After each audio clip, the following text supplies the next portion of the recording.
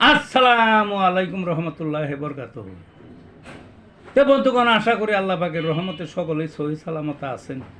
তো কবি Gazi Akkas Ali YouTube channel 017140885009 এর পক্ষ থেকে আপনাদের সকলের প্রতি রইল একান্ত আন্তরিক শুভেচ্ছা ও ভালোবাসা।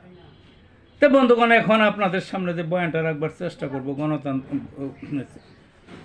বয়ানটার নাম হলো গণতান্ত্রিক দলের অস্তিত্ব।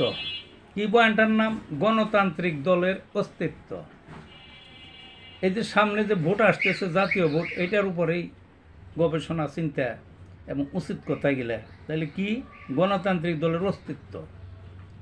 পৃথিবীর যত গণতান্ত্রিক দেশ আছে, ইউরোপ, আমেরিকার, জাপান, এদিকে আপনার থাইল্যান্ড আছে, তারপরে ইসরায়েল আছে, এই যে এই সমস্ত দেশ, এখানে প্রত্যেকটা দলের ভিতরে গণতান্ত্রিক চর্চা আছে।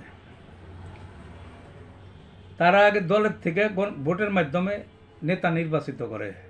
কাকে দ্বারা করবে না করবে, দলে আগে ইলেকশন হয়। কোনো পারিবারিক কোনো দুই পয়সার দামও নাই ওখানে। এখন আমাদের দেশে দেখবেন গণতান্ত্রিক দলের অস্তিত্ব। আমি বলতেছি গণতান্ত্রিক দল খুব সীমিত, গণতান্ত্রিক দল নাই। গণতন্ত্রটা কোথায় টিকে থাকে, কোথায় ভালো চলে? যেখানে প্রত্যেকটা রাজনৈতিক দলের অভ্যন্তরীণ গণতন্ত্রটা থাকে, অর্থাৎ দলের মধ্যে উপযুক্ত যারা, ওই দলের থেকে দলালারা ভোট দিয়ে দলের নেতা নির্বাচিত করে, তারপরে সে প্রতিদ্বন্দ্বিতা করে প্রত্যেকটা স্তরে স্তরে।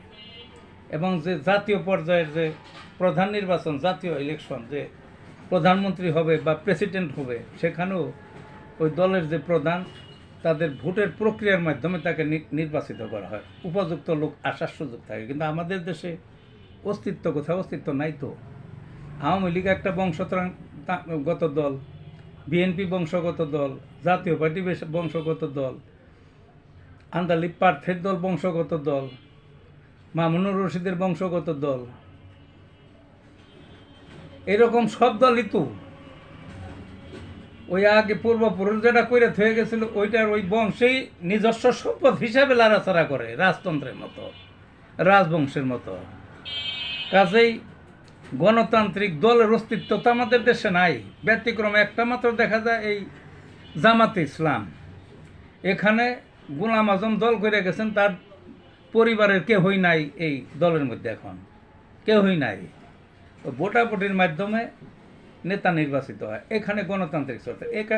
এটার যদি কেউ ভোট দেয়, যদি মনে করে গণতান্ত্রিক অধিকার পালন করবো, দলই যদি গণতান্ত্রিক না হয়, তাহলে আপনি